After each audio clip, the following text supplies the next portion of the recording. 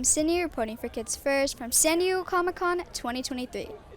I have the pleasure of speaking with Josh Steadman. Josh is a set designer, creative director, art director, illustrator, and educator.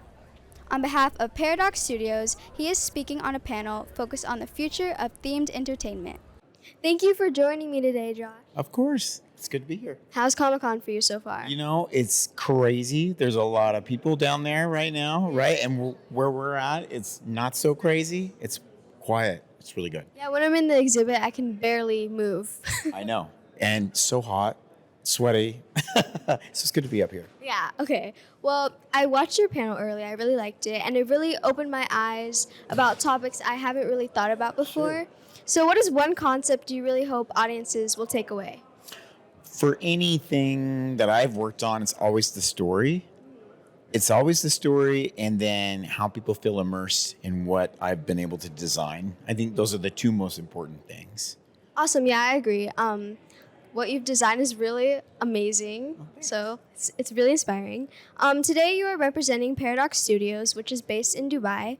What can you tell us about your current role there and projects you're working on? So I'm the creative director. There's a really great creative team.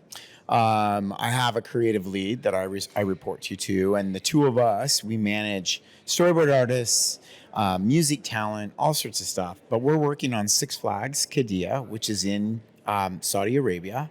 It's going to be the very first themed Six Flags park in the world, and we're doing all the media. So we're creating all the pre-show media for several attractions plus. So we're doing quite a bit, actually.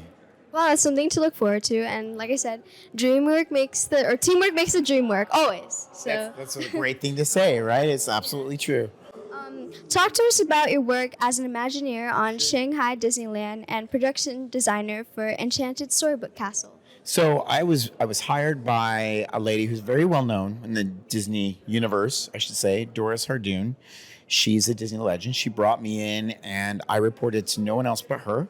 And she and I and our writer, Pam, created a walkthrough based on the world of Snow White for the Disney Castle. We started it in 2011, finished in 2015, and then the park opened in 2016. But probably the most expensive and most interactive walkthrough ever in the history of the Disney company with castles and experiences. So I was brought in, conceptualized it with Doris and with Pam, and it went from there. So you are a fan of Adam Stockhausen, the production designer of Indiana Jones and the Dial of Destiny, as well as Asteroid City and Grand Budapest Hotel. What is it about his work that you find most inspiring? That is, it's interesting. You guys have been doing your homework. I love it. His work is awesome because he hand drafts the scenery. He builds white models just like you would if you were designing a Broadway show. There's something about the tangibility of the design where it carries over to final product. And you can see it in the movie. Like if you go and you've seen Indiana Jones' Dial of Destiny or Asteroid City, you see the beautiful backgrounds, you see the scenery, and it feels real. Sometimes when work is done digitally or modeled and overmodeled and overpainted, it just doesn't feel very real. And I like reality. I like things that feel like reality. I don't like reality. I like fantasy that feels real, tangible.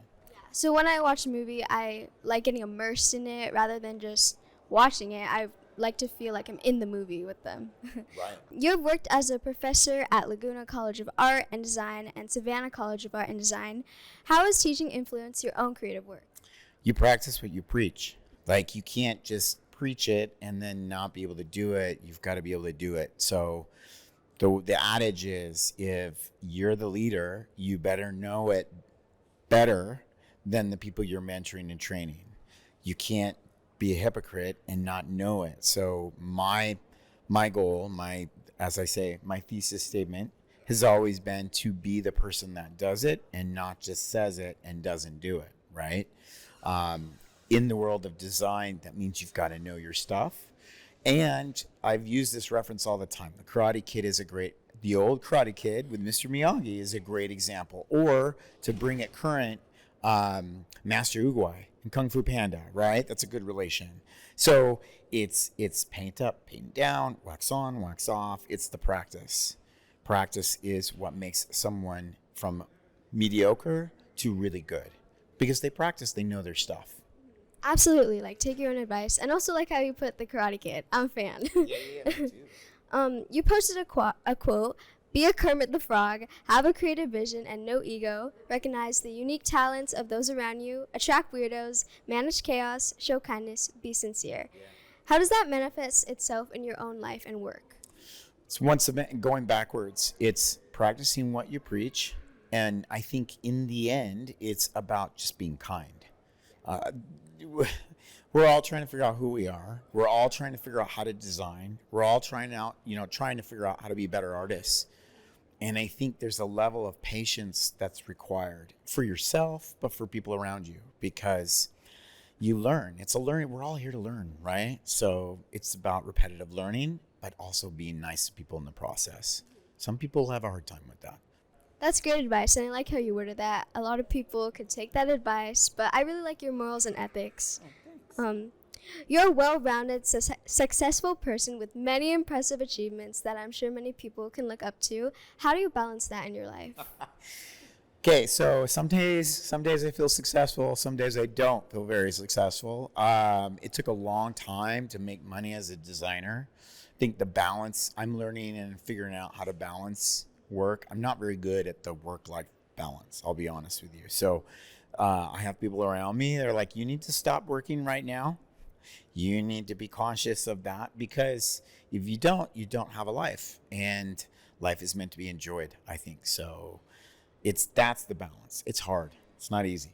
That's something you learn over time too.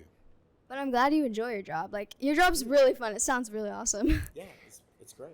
Looking ahead, where do you see the future generation of production designers and set designers taking us?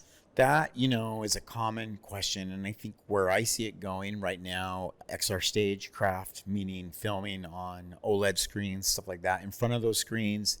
Unreal is a big part of Paradox and what we're trying to do. So that immersive entertainment aspect, that level of immersing an actor or performer within a digital stage, I think is the future. And I think it's really going to be hard to tell what is real and what isn't. Now, going backwards with some of your previous questions, that's going to be the challenge. The challenge is to mix the live set with a digital set so it doesn't feel so caramelized like a video game. It still has to blend. And I think that's going to be the hard part. But that's a good thing, because it will make people become experts in blending that world together the right way. Yeah, like I say, technology can make or break us, basically. True. It is absolutely true. Well, thank you for speaking with me today at San Diego Comic-Con 2023. It's been a pleasure. Thanks for having me. Of course. I'm Sydney reporting for Kids First from San Diego Comic-Con 2023. Make sure to like and subscribe to our channel for up-to-date information about the entertainment industry from a kid's perspective. See you later!